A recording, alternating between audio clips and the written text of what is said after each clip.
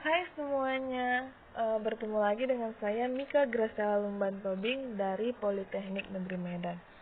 Di sini, saya akan menjelaskan sedikit topik tentang pengendalian internal.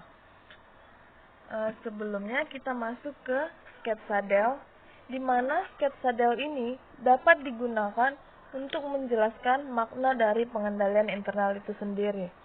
Di lingkaran pertama yaitu things that matter, dalam konteksnya pengendalian internal mencerminkan hal-hal yang penting buat perusahaan dalam mencapai tujuannya.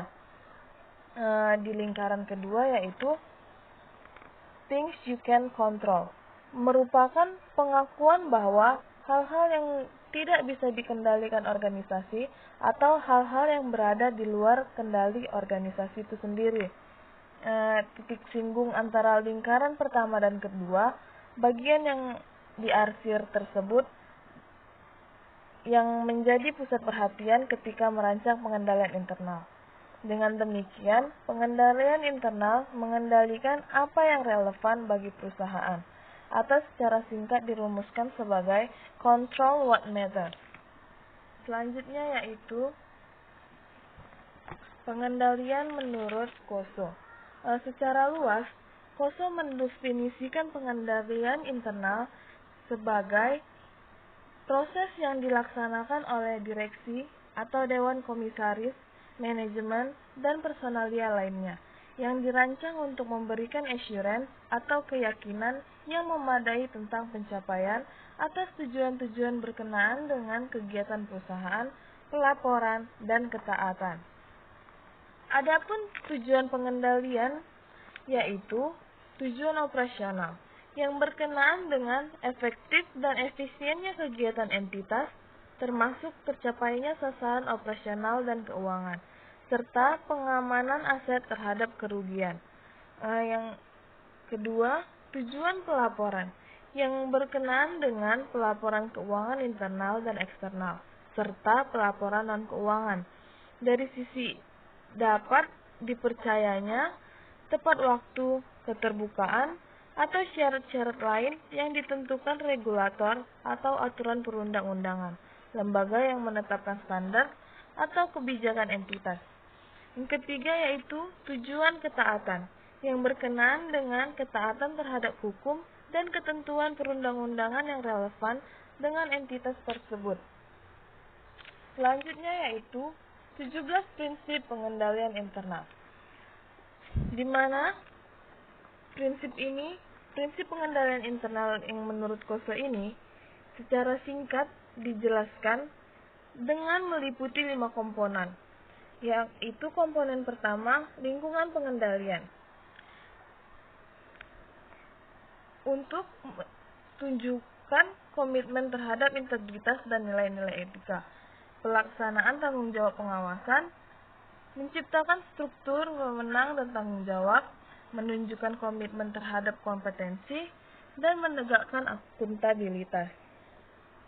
Komponen kedua yaitu penilaian resiko, menentukan tujuan yang tepat, mengidentifikasi dan melakukan analisis resiko.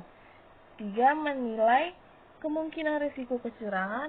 Yang keempat, identifikasi dan melakukan analisis terhadap perubahan penting atau yang signifikan. Komponen yang ketiga, kegiatan pengendalian, yaitu memilih dan mengembangkan kegiatan pengendalian, memilih dan mengembangkan pengendalian umum terhadap teknologi, dan menyebarkan melalui kebijakan dan prosedur. Komponen yang keempat yaitu informasi dan komunikasi, di mana menggunakan informasi yang relevan, berkomunikasi secara internal, dan berkomunikasi secara eksternal. Komponen yang terakhir atau yang kelima yaitu kegiatan pemantauan, untuk melakukan evaluasi berkelanjutan dan evaluasi terpisah, dan juga mengevaluasi dan mengkomunikasikan kekurangan dan kelemahan. Yang selanjutnya yaitu risiko audit. Risiko yang pertama yaitu inherent risk, yaitu resiko yang disebabkan oleh tidak adanya sistem pengendalian internal atau yang di luar kemampuan manajemen untuk mengendalikan risiko bawaan tersebut. Inherent risk ini berhubungan dengan risiko yang disebabkan oleh faktor eksternal organisasi. Yang kedua yaitu controllable risk, yaitu risiko yang dapat dikendalikan langsung oleh pihak manajemen yang secara umum adalah yang berhubungan dengan faktor internal organisasi. Yang ketiga, residual risk, di mana bagian dari risiko bawaan yang tetap ada atau tidak tertangani oleh pihak FPI. Demikianlah yang dapat saya sampaikan.